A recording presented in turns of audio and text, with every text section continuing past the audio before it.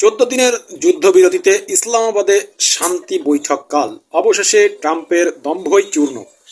Jugantor desk রিপোর্টে বলছে, ইরানের সভ্যতা মুছে দিতে চেয়েছিল ডোনাল্ড ট্রাম্প, অথচ নিয়তির নির্মম পরিহাসে উল্টো এখন ট্রাম্পই বিপাকে। তার দন্তই চূর্ণ হলো। সময় নির্ধারণ করে যখন একটি দেশের মানুষকে প্রস্তর যুগে পাঠিয়ে দিতে চেয়েছিল, খোদ যুক্তরাষ্ট্র ট্রাম্পের বিরুদ্ধে ক্ষোভের আগুন দাউ দাউ করে জ্বলছিল। রাজনীতিবিদ ও সাংবাদিকদের অনেককে তার সুস্থতা নিয়েও প্রশ্ন তোলেন। তিনি যুক্তরাষ্ট্রের প্রেসিডেন্ট হওয়ার যোগ্যতা হারিয়েছিলেন বলে অপসারণের দাবি জোরালো হয়। এদিকে ট্রাম্পের দেশ ও জাতি ধ্বংসকারী নজিরবিহীন হুমকি টাইমলাইন পার হতে যখন মাত্র 10 মিনিট বাকি ছিল, তখন অপরাজয়ে অকুতোভয় বিপ্লবী জাতি ইরানের শর্ত মেনেই ট্রাম্প 2 সপ্তাহের জন্য যুদ্ধ স্থগিত করার ঘোষণা দেন। শেষ মুহূর্তে ট্রাম্পের এভাবে পিছু হটার মধ্যে দিয়ে তিনি প্রকারান্তে নিজের সভ্যতা ও অর্জনকে নিজেই মুছে দিয়েছে, এমনটি মনে করেন পর্যবেক্ষক মহল।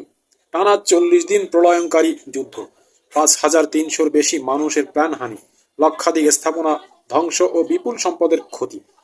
বাজছিল পারমাণবিক বিপর্যয় সাইরেন্স, হুঙ্কার ছিল সভ্যতা ধ্বংসের। ঠিক এমন এক খাদের কিনারায় থেকে এসে মুহূর্তেই ঘুরে দাঁড়ালো বিশ্ব। ধ্বংসস্তূপে পরিণত হওয়ার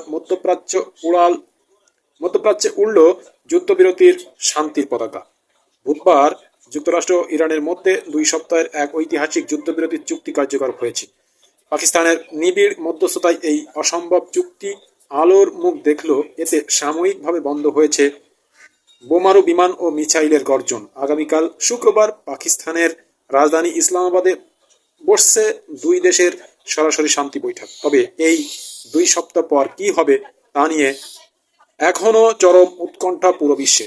যুদ্ধবিরতির চুক্তির মূল শর্ত হলো, ইরান অবরুদ্ধ হরমুজ প্রণালী খুলে দেবে এবং আন্তর্জাতিক তেলবাহী জাহাজ চলাচলের সুযোগ দেবে। এর বিনিময়ে যুক্তরাষ্ট্র ও ইসরায়েল ইরানের সব ধরনের সামরিক হামলা সম্পূর্ণ বন্ধ রাখবে।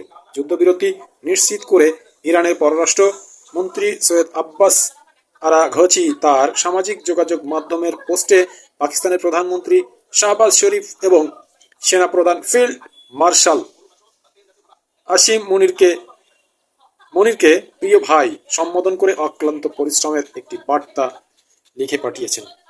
আমরা যারা সাধারণ আছি তারা সব সময় চাই দেশে শান্তি শৃঙ্খলা বজায় থাকুক। সাধারণ মানুষ